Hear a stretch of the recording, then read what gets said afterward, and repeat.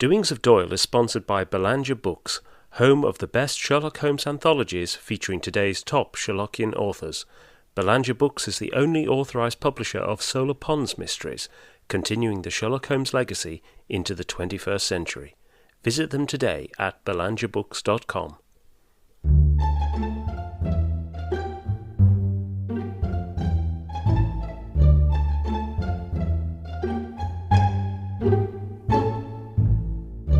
Welcome to Doings of Doyle, a podcast dedicated to the works of Sir Arthur Conan Doyle, the creator of Professor Challenger, Brigadier Gerard, and, of course, Sherlock Holmes.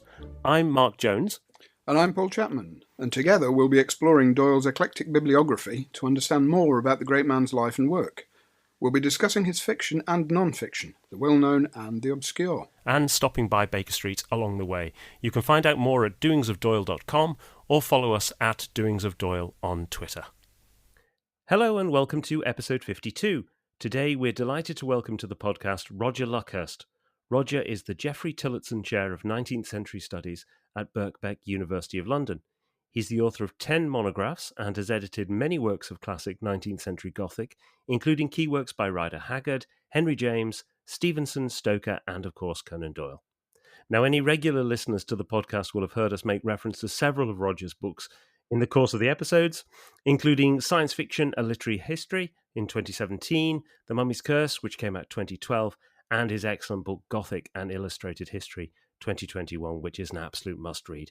And he can be found on X as @theprofrog, and more importantly, he's with us today. Roger, welcome to the podcast. Oh, it's lovely to be here. Thank you for inviting me. Hello, Roger. I'll take over at this point and just give you the first question. It's one we usually start with people with, which is, what was your first introduction to the works of Sir Arthur Conan Doyle?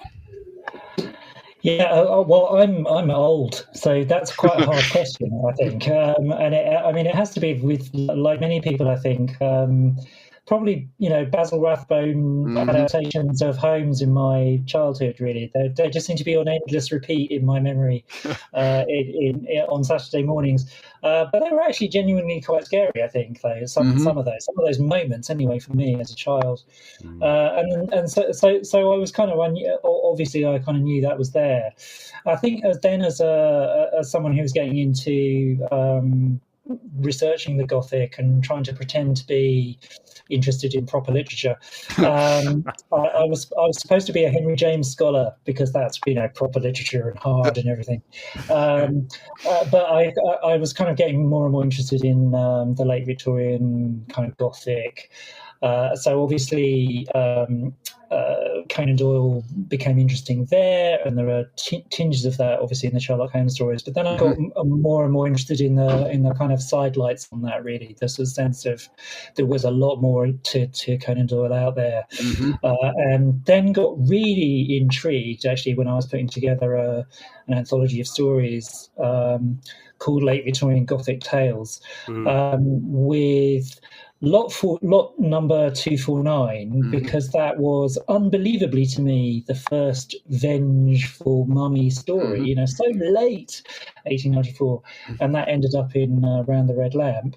But then also the case of Lady Sannox, which was, I still think genuinely jaw-dropping and something really extremely nasty. And, from that moment in 1894, when you could kind of write this kind of stuff just before everything came down in terms of censorship in 1895, for reasons I'm sure we'll get to. So it was those kind of two that I anthologized, and that it ended up being a kind of thing that would turn up in Round the Red Lamp, the edition that I did for the Edinburgh University Press. So there's kind of been it's been a long process of getting towards thinking about that collection and doing the edition. And then the additional side you're just going to come on to actually, what attracted you to this particular volume, and then the medical aspects as well, which add in many ways to that Gothic side. But then you've also got the profession that Conan Doyle was just about to leave, and in a way this is almost his leave taking, this and Stark Munro letters.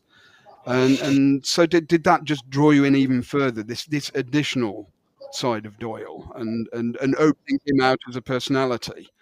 Yeah, that's right. It's such an interesting, intriguing kind of entry into a professional writing life. It's and that kind of period between 1890 and when this came out, 1894, is so striking a kind of moment in his career, I think. Such a kind of critical period. So his kind of reflections, I think, on his life as a medical student and then as a general practitioner for those 8 years in the 1880s, that sense of him looking back on that and almost like processing that material and thinking it through, thinking that previous career through. I think anxiously propping on it and hoping that it's going to still be monetizable. It's going to still be able to get something out of this. There's a sort of sense in which this might be slightly cobbled together as a sort of sense of well, I can monetize this still. And this is something that I can get a volume out of. I mean, I think we forget. We tend to think of him as an incredibly. He was an incredibly successful author at this point, very highly paid. But it's really a matter of a couple of years, months, really, that he's there. And for someone who struggled for so long and counted his pennies for so many years, there must have been this sort of sense of, well, I just need to cash in on this while I can, and what else have I got? What can I kind of put forward? So there's that. But then I think there's this thing that I think has emerged amongst academics called the medical Gothic, and this sense in which in the late Victorian period, you do get a lot of medics arriving as a profession, a bit more respected, but also some of them are writers, and also there's a slight turn against medics, particularly around vivisection and experimental science and anxiety about that sort of Frankenstein narrative about pushing the boundaries of appropriate knowledge. All of those kind of concerns are sort of bubbling around, and I think Conan Doyle is really interested in exploring some of those areas as well in this. So, and the thing that most surprised me, I think, about this, having looked at it as a kind of collection, is just how much there is about. I mean, it shouldn't be surprising, but there's so much about sexually transmitted disease in this, in this collection. I mean, this shouldn't be surprising because he did his MD on syphilis and the symptoms of syphilis, and it was, an incurable disease and a major social and medical issue at the time. But nevertheless, it's kind of quite. It kind of becomes increasingly the case that actually a lot of these stories are edging very near to a kind of explicit statement about stuff on sexually transmitted disease and syphilis particularly. So, it's really interesting in that sort of sense. Again, I think I don't know if you agree with me on this, but it's a mixture of kind of in-your-face horror at times, and then and subtlety. On the issue of syphilis, I'm thinking particularly with the little tale about the 40-year-old expert in syphilis who then realizes he's got it, and the way Doyle tells this story, it's if you don't really know, you won't know, and it's very cleverly done. About him writing his 6 letters, obviously, to 6 mistresses. None of it is explicit there. But in other stories, he kind of goes to the point where, as you point out, the reviewers aren't happy with him overstepping the mark. I mean, there's a story called The Third Generation, which is really explicitly about someone going to see an expert in precisely this disease and being told that you have inherited syphilis from your utterly corrupt, evil grandfather, but I'm about to marry. And said, well, I'm afraid you really can't. You're going to have to tell everyone that you can't do this major kind of society marriage. And he goes off and decides to throw himself under a carriage outside. Sorry, and that sort of sense of and that's a really kind of grim, straightforward kind of approach to the story. And that's what I think. Again, you have to get to grips with 1894 when he's writing it. So 1894 is this moment. I think Oscar Wilde's portrait of Picture of Dorian Gray kind of in 1891 sort of opens a certain door, because that is so dangerous and so on the edge of being very explicit about precisely what sins are being committed. The Lippincott version, which of course was signed alongside Conan Doyle, is even more explicit, and his friends, Wilde's friends, advised him to kind of tone it down a little bit in the book version. But there was a sense in which, there's a new kind of explicitness alive in fiction, and in 1894 you've got new woman fiction kind of arriving. One of the big books of that year was The Heavenly Twins by Sarah Grand, which is again one of the explicit books about syphilis, and in that case it's an enraged kind of feminist narrative about all of these men who are infecting innocent women and doing kind of terrible damage to actually the idea of national health, this sense of kind of corrupting the future of the nation. And that was also a kind of scandalous book. And Conan Doyle really is kind of on the side, in a way, of this new kind of spirit of explicitness, and is defending George Moore, who was another writer who was one of these people who were battling against censorship, and he railed against literature at nurse, and this nanny state sort of stuff, saying you are suppressing what we want to do, and he wrote to the press in defence of George Moore. It's all very surprising for someone who's supposed to be a swashbuckling kind of romancer, but there he is, kind of defending it a little bit, and actually writing this sort of stuff which, this is only a few years after Zola had been suppressed and someone had been sent to jail for translating Zola into English. So he's trying it out, actually, Conan Doyle, on the side of realism and naturalism, all of this sort of degenerate stuff that someone like Rider Haggard was totally opposed to. And so he's right on the cusp in 1894, and I think the incoherence, to be honest, around the Red Lamp it reflects that in a really interesting way. So I don't think it's a bad thing to say that it's an incoherent collection. No. It's a really productive thing. It's like it's perfectly reflecting its times in trying all of these different things, horribly sentimental stories, which the Victorians loved, and it was famous for that kind of Waterloo story. Straggler of 15 was the most famous story in the collection, but alongside at least 3 explicit stories about syphilis. What is going on? It's a really kind of strange kind of combination. It is such a peculiar and eclectic mix of stories, and that's part of the joy with it. It struck me reading it again in advance of this recording that we're a bit high-bound with the idea of genre these days, and that actually writers could afford to write in many different modes and styles. And this is Conan Doyle experimenting and really pushing it to the fringes of what, as you say, he's kind of an establishment figure. And suddenly he's writing this stuff that's going to, potentially could end him up in the dock, actually.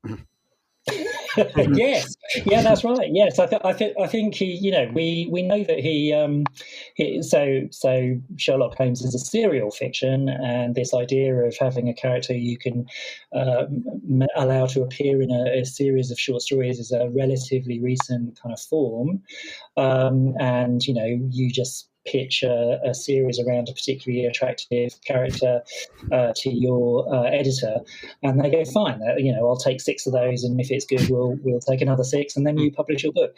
And so he proposed unbelievably to Jerome K. Jerome, let's have some medical stories, and he sent 1 or 2 to Jerome K. Jerome and said, could you make them less dark? That would be it is the Idler, it's supposed to be quite a relaxing read. I don't really want syphilitic kind of dark Gothic, really. So that kind of didn't work, and that's why it kind of became a little bit more incoherent. But it meant that I think, as you say, we're much more flexible about genre here, and I think that sense of there was a long tradition through the 19th century of medical casebook kind of stories, all the way back to Blackwoods in the 1830s were doing this. Samuel Warren was famous for doing this, and they were hugely successful. And it was very capacious form. You could kind of do a lot inside it. So there was a kind of there was a sort of a bag to carry this in, but it was very kind of capacious, and you could do lots of different things inside it. And then I think by 1894, Conan Doyle's name was such a signature feature form that really, okay, we'll publish that. But although a couple of publishers did turn this down, which I think must have been quite brought up Conan Doyle a little bit anxiously. I think thinking that maybe this isn't going to last as long as I think it is. And that's a sense of, okay, I need to get back into my into my proper lane, I suppose, and make sure I'm going to go back to those historical novels that everyone knows what they are, and not do this risky kind of stuff on the edge. I've dallied with a bit of naturalism, and I admire George Moore and Gissing, but I'm not going to go there because they're not making any money. Look how miserable Henry James is now. yes, and he's not writing novels anymore. So that's right. Yeah. It does make me wonder that if this is almost a conscious effort for him to write in the realistic mode, actually, because he's been out of the medical profession 3 years by the time he's writing, some of the sort of pieces to fill in the collection, because obviously they come from different periods of time as well. But it does strike me as quite strange that in 1894 he should turn back to his medical years and decide to write about them again. And as Paul mentioned before, Stark Munro's about the same time. So, something's going on. And I wonder if it is this response to realism and thinking, maybe I could try my hand at that. And this is what I know. Yeah, it might well be that. I think when Zola wrote this kind of manifesto called the Experimental Novel, and that was written on the model of it's a medical experiment. So you set up these conditions in which you put your characters into, and then you follow them through like a laboratory experiment. And in a way, I think he was thinking, well, I'm there. I've got both of these sides in my professions, and I can kind of follow that through. And I am interested in this kind of deterministic idea that your conditions, your social conditions might affect what happens. But there is that very kind of funny story about the Curse of Eve, which is this is the most naturalistic story in the collection, which is, this is the childbirth story. So it's very realistic in the sense that, it's about an anxious father whose wife goes into labour, but it starts to be a complicated labour. So he has to go up the chain of medical professionals to kind of get increasingly important experts involved. And it's all very precisely mapped around actually my part of London. So I can follow these in the streets really kind of carefully. And it's all very precise. When he first wrote it, it was a proper naturalist short story in that there is an inevitable death, because that's what naturalism is. It's depressing and miserable, and we will all kind of meet our end. And he read it aloud famously to the Authors Club, didn't he? And they I think Walter Beeson wrote, "Wow, that was a miserable evening. That was horrible." That was really awful. And he and then again, with Jerome K. Jerome sort of saying, "Can you make it lighter?" He obviously changed the ending into something that was, much happier, and it was a happier outcome. And in a way, I think that's also a lesson about market and positioning and what's going to sell and what kind of artist you want to be, what kind of compromises you're going to make. Are you going to be someone like Rider Haggard, who's going to make lots and lots and lots of money but be endlessly frustrated that he's not treated seriously? Or are you going to be like, I don't know, Joseph Conrad, where you're going to be a tortured artist, not make any money but be hugely celebrated? And that, I think Conan Doyle, Peter MacDonald and others have written really well about Conan Doyle being exactly in this position in the 1890s. There is a point here. He could make decisions about where he wants to be, because the profession of writing is beginning to emerge. Agents. He has Watt, the AP Watt, the first agent in London, and Watt gets him some of the best pay almost immediately that he starts to use him. And he sees that door open and the security of that kind of stuff open, but then that means he has to completely constantly revive Sherlock Holmes in order to make the money. How much are you going to pay me? Okay, okay, here he comes again. So it's and I think Round the Red Lamp is a kind of mark of this moment, this kind of cusp moment of the decision that Conan Doyle has to make. He, of course, was really wanted to be historical novelist, and in the tradition of Scott, and those were the books that he most kind of admired in his own kind of body of work, and no one read them. He was very kind of frustrated by that, and it's the classic kind of author story of you kind of dash something off, and that's the thing that people really focus on. Yeah. Just to take you back a bit to a point you were making there about the Gothic more broadly. I mean, first of all, Lady Sannox is in there, and it still amazes me that of all of the stories that Jerome, rejected, he still printed Lady Sannox, which is just astonishing. What? It is astonishing, isn't it? Why on earth? But the thing that you make a really good point in the going back to your point about the sort of in Curse of Eve going up the hierarchy, that actually as soon as you get to surgeons in Round the Red Lamp, it goes Gothic, and there's all sorts of stuff. There's stuff going on in here in Conan Doyle's medical background. I'm sure that relates to the fact that this is how they're viewed. Sure. Yeah, sure. That's right. Yeah. So I think, this is, it's like all things in Victorian period is that you really have to understand the English class system to know what's going on. In the medical profession too, that's the case. So, Conan Doyle was a general practitioner, which is really the lowest rank. Actually, apothecaries are slightly lower. But GPs could also be apothecaries. They could also mix their own drugs, and they often made their money through that. So general practitioners, and then surgeons slightly above, but and really what we would call, consultants, physicians above that, and they were the ones who made the real money. But they were, literally only about 100 or 200 of those in London, and they were the aristocrats of the whole system, and they had it completely stitched up. It was very nepotistic, famously, scandalously nepotistic, very hard to get into, often passed from father to son in the kind of classic way. And so, for someone like Arthur Conan Doyle to be a general practitioner for 8 years, what he was doing, writing short pieces and experimenting on himself as a general practitioner and publishing short letters in the Lancet and so on in the 1880s, was all designed to sort of say, I'm an active researcher. I'm not just a general practitioner. I'm something a bit better than that. And then in 1890, he's going to make this decision to try and leap up the chain. So he's going to try and be a consultant in London, an ophthalmologist. He says in Stark Munro letters, there's this brilliant line about there's a fortune in the eye. There's loads of money to be made in the eye. There are loads of squinting millionaires in London. So this idea that you can cure the astigmatism of millionaires will be your kind of future. So he's going to make this really kind of brave leap from general practitioner to consultant.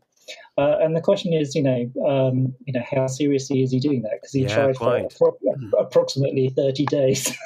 Well, that's the thing. To do that. Yeah, absolutely. Yeah, that's the thing that's amazing about it, and you bring this out in the introduction. It's a really, really interesting point about the fact that the first 6 months of 1891 is critical. He spends 3 months in Europe. He comes back, and then he says, "Right, I'm upping 6 and going to London." He spends about a month, falls sick, and then that's it. And you do, and it's described variously as being kind of like the last throw of the dice. But you do wonder how serious he actually was about that. Yeah. And then you make a really good point as well about his choice of location, which I think is really revealing about where he decides he's going to locate himself in London.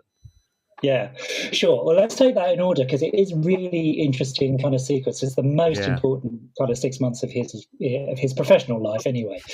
So in November 1890, it would appear that he just decides to throw up being a general practitioner in Southsea. He kind of announces, "That's it, right? I'm done, and I'm now travelling to Berlin to go and see this, amazing." Exhibition of a new cure for tuberculosis by Robert Koch, this amazing kind of figure. Why is he doing that? Well, I think it's because Robert Koch was a general practitioner who in his own kind of laboratory miles away from all of the very prestigious Berlin laboratories had found these amazing bacteria and had become world famous. He's absolutely a model for Conan Doyle. Like, you can do this. So I think he's going to go, right, I'm going to go to Berlin and kind of report on this as a journalist. And then he travels with Malcolm Morris, who's another general practitioner who's worked his way up into being a society figure as a consultant, and also a publisher and a writer. So again, here's another model, and I'm sure on that train journey, Malcolm Morris is saying, make the leap, you can do this, you can do this. So there are a couple of kind of, things going on there. So he obviously kind of comes back and then says, right, that's it, I'm going to try this, I'm going to be a consultant. I think he's already beginning to see that there's a security here in writing fiction. Interesting. It's starting to kind of roll in. I think there's something underneath this here that he can, he's beginning to earn slightly more, I think, than as a GP. So, he never earned more than £300 as a GP a year, which is slightly above the average, actually, for a GP in the 1880s. It was a very cluttered kind of field. Lots and lots of people were entering the field in that period. And he could see that was he was at a ceiling. So his writing was doing pretty well, but I think let's try and be a consultant. So he does go to Vienna to listen to some very difficult technical German lectures which he didn't understand, I think. And then but he was he listened to that in the morning and then wrote in the afternoon and actually paid his way from the writing. So he's already being shown that his writing is probably going to be the thing. He's supposed to go to Paris to kind of work with another ophthalmologist, but actually really doesn't stay very long. He's already, I think, losing interest in this idea. But he does then move to kind of London. The only time really he lives in central London is as this kind of, okay, I'm going to try this thing. And it's, of course, famously cut short by catching Russian flu. And then, as he puts it in Memories and Adventures, his autobiography, he kind of says, like, that's it, I had this moment of clarity and I made this sudden leap that I was now going to be a professional writer. And I saw no clients. It was a complete disaster. And that's not quite straightforwardly true. That's like 30 years, kind of fond, easy kind of memory of a slight revision there. But what I think did happen was a kind of sense of look, I think I can make more money as a writer over here. And then there is something very, very interesting, I think, or maybe I'm overreading it, but I think it's very interesting where he chooses to live in London. So he moves in. So having done this kind of whistle-stop tour of Europe, he moves into Montague Place in Bloomsbury, which is basically the back door of the British Museum, if people know that now. So the house isn't there anymore, but it's where Senate House is, which is this giant white building, the centre of the University of London now. And that's so it's in Bloomsbury. So it's a really interesting location. So if he comes out of his house, he has a decision. If he turns left and looks left, what he's looking at is the radical area of medical London. So this is where all of the new kinds of medicine are happening. So that's where the homeopathic hospital is in Queen Square. It's where the neurology hospital is, hospital for epileptics. It's where Great Ormond Street is. People will have heard of that. The hospital for sick children is still there. There are lots of radical hospitals that accept paupers and prostitutes, which aren't done elsewhere. So this is the kind of it's a radical sort of tradition that way. If he decides though to turn right, the first square he meets is Bedford Square, and that is full of aristocratic doctors. Yes, indeed. It's full of it's large mansions, one of which is owned by the leading writer of a textbook of ophthalmology at number 1 Bedford Square. So you have to walk past that every day. And then Thomas Wakeley, who's great kind of medical reformer of the 19th century and big campaigner, editor of the Lancet, all that sort of stuff.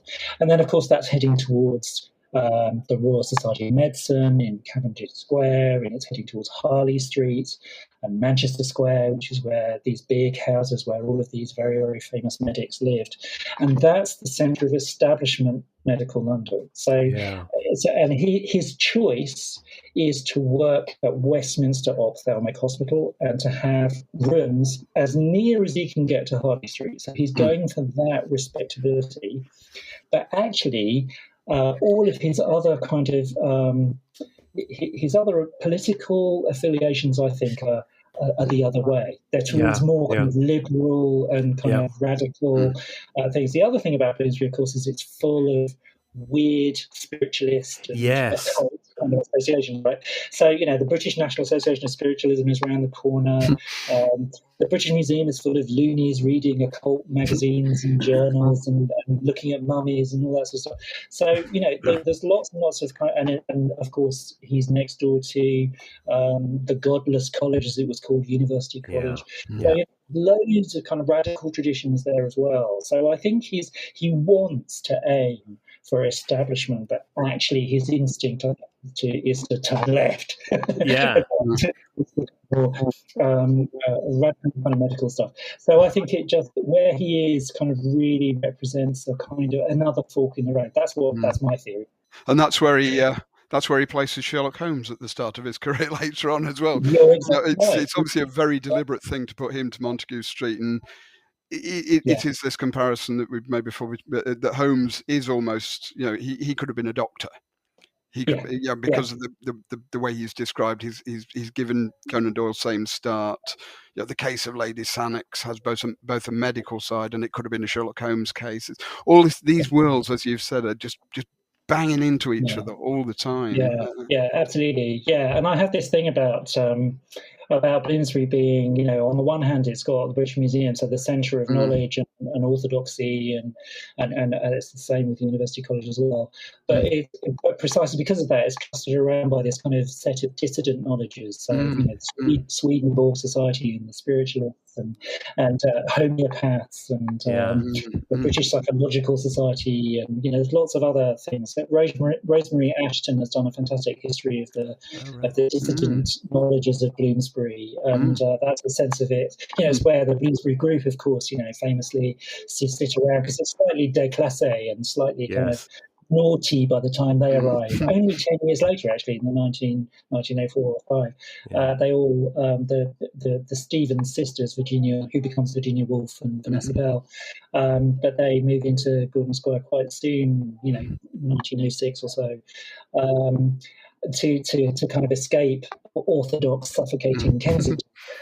Because it's slightly déclassé. So where Conan Doyle has ended up is it's bohemian to a certain extent. It kind of fits his sense of where he's going to go in terms of his knowledge range, and I think that also perfectly fits Sherlock Holmes, doesn't it? That sense of he knows all of this knowledge, but also he's outside of the systems of convention and orthodoxy, and that's his secret power. And this is where in one of the past podcasts we've speculated on with the lot number 249 that he's right next door to Ernest Wallace Budge. And yes, that's right. And then talk to and E. Nesbitt's talking to him as well. And again, all these worlds are just knitting together all the time. And I've often said with Doyle, you could do his life as a series of Venn diagrams. Where the different sides are crossing over all the time as he finds out who he is, where he wants to be, and all these thoughts that are going on. Where am I going? And the confusions of the past go into the confusions of the present. It's just.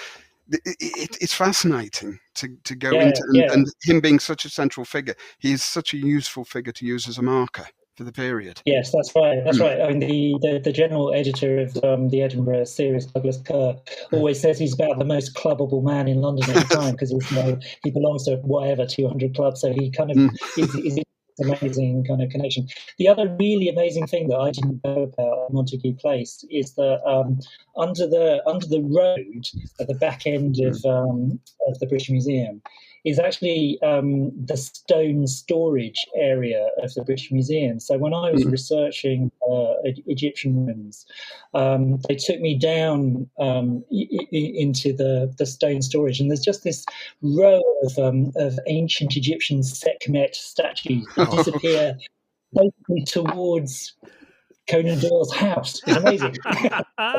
Well, I must tell you, I had a meeting. Roger will know I work in higher education. I had a meeting in Senate House only about 3 months ago, and I was sat in the first floor the building, and I suddenly, somebody said you're a bit distracted. What's going on? And I couldn't tell them. The reason was I suddenly thought, I think I'm sitting in Conan Doyle's front room. It's right on that place, looking across to the back of the British Museum. Right. Yeah. So I mean, let's go on to a bit about the Gothic in particular as well, because we've talked quite a bit about the medical side of things too. And I'm interested in your take on, how original is Conan Doyle being with the Gothic? We talked a bit about lot number 249, and that's being kind of pioneering as a mummy story. Is he doing anything really interesting or new with the Gothic in this, or, and how does he sit with the pantheon of other writers, do you think? Yeah, I mean, I think he's definitely part of that sense of the Gothic coming home, as it were. So this kind of urban Gothic of the late Victorian period. I always like to think of it as, the 18th century is on the European peripheries. And a bit like Count Dracula, it gets carried steadily from the margin into the centre, so that Count Dracula is discovered in 1897 in Piccadilly, in this house, which actually I reckon is the closest you can get to Buckingham Palace across the park. So in other words, he's right at the centre of Empire. So I think that sort of sense of the urban kind of terrain, and really the effect of that kind of realist boundary, so that you know exactly where you are, say in Lady Sannox, those kind of terrains of north of Oxford Street, which someone like Arthur Machen at the same time is using very precisely as well. This kind of forbidding territory of these terrifying houses, and Conan Doyle is occupying the same sort of space. So I think he is kind of picking up on that. I mean, there's a certain kind of set of tropes, I think, that become kind of very familiar with that. And I think his innovations come where he sort of hybridizes them, which is why something like, the combinations with Sherlock Holmes are so much more effective, I think, because there's just more than one thing going on there, and it's kind of combining. So, Case of the Speckled Band is so kind of rich because of its imperial kind of context, and it's the Empire kind of coming home, and also this kind of revenge narrative and disorder within the patriarchal narrative, which is classic Gothic, but at the same time it's it's got inheritance narrative about detective fiction as well. So there's lots of kind of combinations he can do with those sorts of things. So I think it's that sort of inventiveness that he can kind of do with that. And then there are I think I do think we've forgotten how original lot number 249 is, just because that I could not quite believe myself, that you're telling me this is the first time a story about a reanimated mummy that's used as a kind of device to kind of kill off other people. You're telling me this is the first time? This is 1894, really? And that's actually what sparked a whole book of trying to find the origin of the Mumicus story was. And he was staring right across the road at the original unlucky mummy in the British Museum, which had been deposited there in 1886. So that kind of sense of him kind of using and deploying those kind of things, and that whole area was really striking to me. So I think his Gothic elements have only really kind of come into focus, I think, quite late. I mean, someone like Darryl Jones has put together a really good Oxford World's Classic anthology called Gothic Tales of Conan Doyle, but that feels like it's been quite a sort of late coming together of those sorts of elements into one thing. I mean, I know that he did that himself in various kind of anthologies later as he was putting stuff together, but it feels like we haven't considered Conan Doyle particularly as a Gothic writer, but I think he has quite a rich body of work there. Yeah, and I think it's interesting you say that about the kind of later collections as well. I mean, one thing, going back to that point about it being a really eclectic, Round the Red Lamp being a really eclectic mix, is that actually he splits up some of those stories. He puts them into different collections. So 1922 he puts, I think Sannox goes into mystery and terror, and lot number 249 goes into Twilight and the Unseen. So he's sort of, That's right. he's maybe that's genre starting to be, the dividing lines of genre starting to be, starting to appear right there. Yeah. And that's also why Around the Red Land disappears, isn't it? It's because he kind of literally pulls it apart, because he can see once genres have started to bed down in the new kind of publishing ecology, that Around the Red Land makes no sense. So he has to pull it apart. And it's only with things like medical humanities emerging in the academy that then it starts to get recomposed. It's so interesting the way that we need frames to then re-see the coherence of something again, and then it gets pulled back together. And the first time it gets pulled back together is by doctors who are interested in Conan Doyle as a medic first, and a writer second. I mean, I've always been arguing this for years, Roger, about Doyle as one of the great Gothic writers of the 90s, and for years just felt he's overlooked because he's never been put in that category with Blackwood, with Mack, and there's the usual gang of 1890s or late Victorian Edwardian writers on this sort of theme. He's never been classed with them. And I've spent a long time recommending this stuff to people. Say, read this, and it ties into the Sherlock Holmes stories as well. The Sherlock Holmes stories are incredibly Gothic. They're and that it's just been overlooked, partly because of the game and the Sherlock Holmes phenomenon itself. And they knit together, and he to me, he's a master of the Gothic, and should always be put in with these other masters of that period. I mean, I think, dare I say this, he apart from Dracula, he's better than Stoker. That's for sure. Oh, I think, actually, I wouldn't have a problem with that. I think you're right about that. But let me put it to you, sir, that he's not as good as Arthur Machen. He isn't, because Machen, as you talked about those streets of London, Machen has this realistic view, but he also turns them into this fantasy land, this strange Gothic other world. And he's able to do that, which Doyle doesn't do that so much. It's this kind of he treats London as a realistic city. Absolutely, yeah. And I think I've just been rereading The Three Impostors, which is the Arthur Machen set of stories from 1895, which is truly extraordinary. And it's partly because they're such effective horror stories, but they're also it's the way that they are constructed as stories within stories, which are both offered to you as cliffhanging, horrifying, authentic Gothic terrors, but then also the rug is pulled out from underneath you soon, because they're delivered to these utter idiots who believe it. Yes. And someone will deliver this, the novel of the Black Seal, which is truly horrifying, and then kind of burst out in a shrill of laughter and run into the crowd, and you kind of. That none of this was true, but this idiot ethnologist believes every single word. And there's something about that kind of it's a decadent knowingness about Machen, which kind of ruined his career, because it's so kind of it's so perverse in its refusal.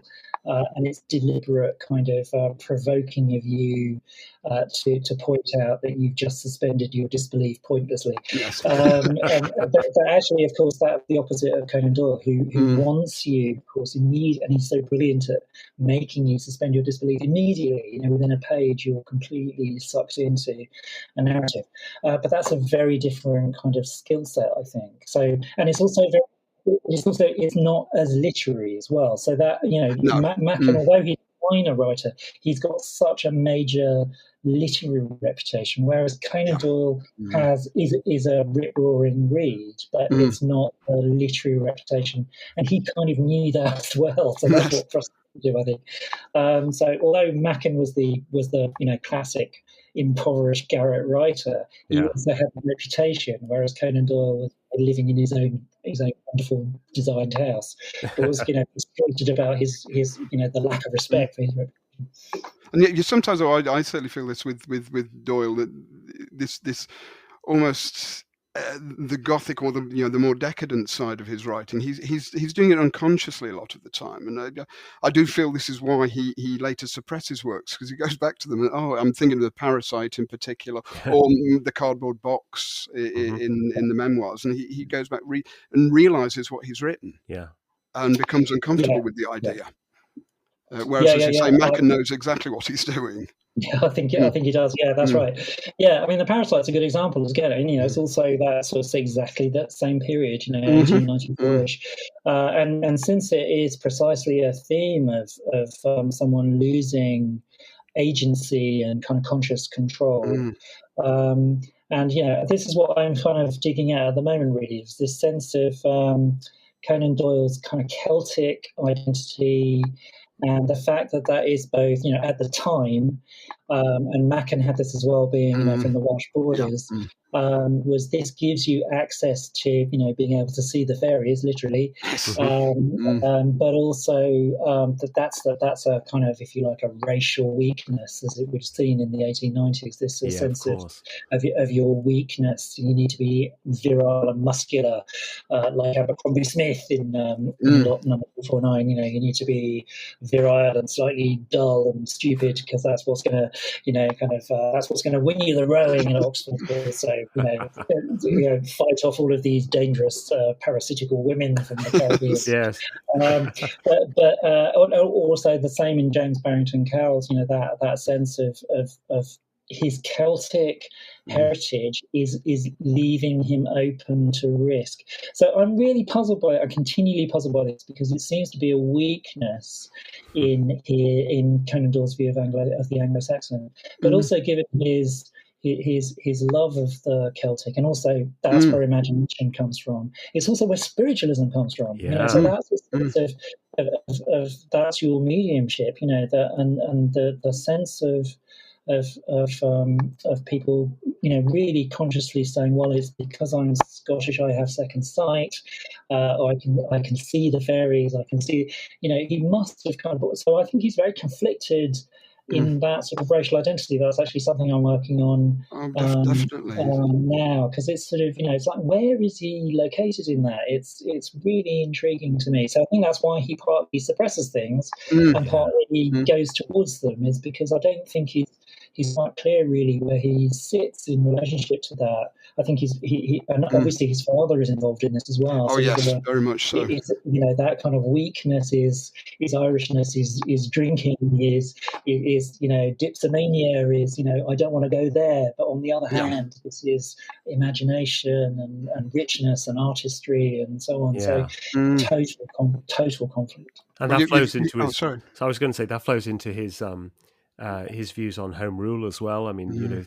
what happens there in terms of that journey is really interesting.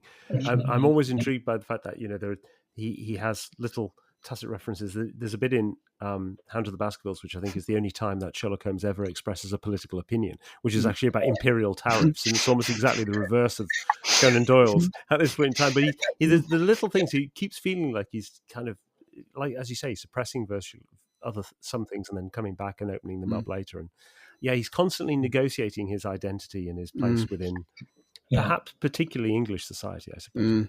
Well, he has this the Scots-Irish background, and then comes to London, and it's obviously he kind of wants to be seen as a personification of Englishness in many ways. And you've got the appearance, with the big moustache, the imperialism personified. He's next best thing to Lord Kitchener. You've got all this in the background as well. And Kitchener, of course, was Anglo-Irish as well. So this is going on with a lot of people. But Doyle is so representative and so conflicted. Yeah, absolutely. And that's so part of the Gothic in that period as well, not just because of Wilde, but also, Stoker, and also, as we talked about, Arthur Machen as well. Very, very important to see him as a kind of borderland kind of figure. So there are lots of people who are kind of working this through. Yeats as well, round the corner, trying to work this through. Do you go towards Celtic nationalism and mysticism? Do you move away from it? Do you go towards Anglo-Saxon kind of virility and that kind of muscular Christianity, or do you move away? It's really intriguing. So have we had a preview then of what you're working on now? Is this your new book? Well, yeah, that's one of the things that I've been working on, partly related to Conan Doyle. But the other thing that I've been, which is another grouping, another London grouping, is the Ghost Club, which was a group of Victorian gentlemen who met quite near to where Conan Doyle lived, which was set up by a spiritualist medium called the Reverend William Stainton Moses, and his friend A.P. Watt, who by day was a tax inspector and by night was an occultist. And they set up a gentleman's club, to just talk about true ghost stories in 1882, and they invited various kind of people to kind of come along and talk about their experiences in a completely non-judgmental space. But being Victorians, they kept really obsessive minutes. So they wrote down all of these stories. They had amazing guests as well, like Wallace Butt mentioned. Wow. They had colonial administrators who said that they could telepathically control the natives in West Africa. They had Gates came along and talked about various things. And the president was, for a while, was someone who was the man who donated the unlucky mummy to the British Museum. So he talked about his experience of being cursed by mummy and shooting his own arm off, which is a bit unfortunate. And the Ghost Club themselves have always said that they're in the British Museum, these minutes, but British Library, sorry, but they've never been. The minutes have never really been used. They've been kind of kept under quite severe restrictions. You're not allowed to transcribe or photograph them. But I asked the current president, because it's still going, I asked the current president of the Ghost Club if I could maybe think about an edition. And they did say yes, brilliantly, as long as I joined as well. So I'm now a member of the Ghost Club, which is a bit daunting, because one of the conditions is that you have to agree to try to contact the club after you've died. And I did kind of say, for how long? Because that's like quite a big, it's quite a big commitment. But he said, "Well, we'll leave that up to you." That's brilliant. That sounds absolutely fantastic. I can't wait. I can't wait to read the results of that. Roger, we're really close on time, so it's been absolutely fascinating to talk to you today, and it's always thought-provoking, engaging with your work. So, good luck with this new project, and thanks so much for joining us today. Well, thanks very much for that conversation. It's great. It's always great to be able to talk about such a kind of a marginal but really important Conan Doyle collection. So I'm delighted that you've been reading and engaging with it. Brilliant. Thank you. Thank you. Thank you, Roger.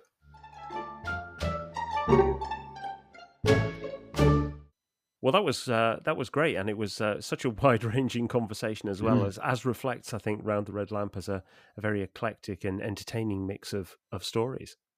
Yeah, it's great to speak to Roger.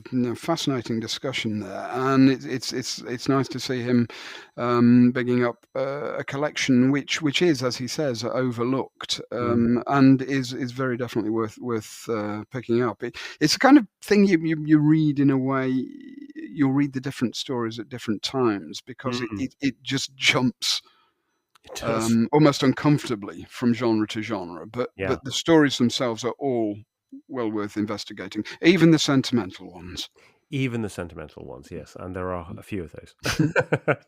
So that's about it for this episode. If you want to find out more, you can read the show notes at doingsofdoyle.com, and if you want to become a supporter or a patron of the show, you can find out how to do so at the website as well. So, Paul, what have we got on the show next time?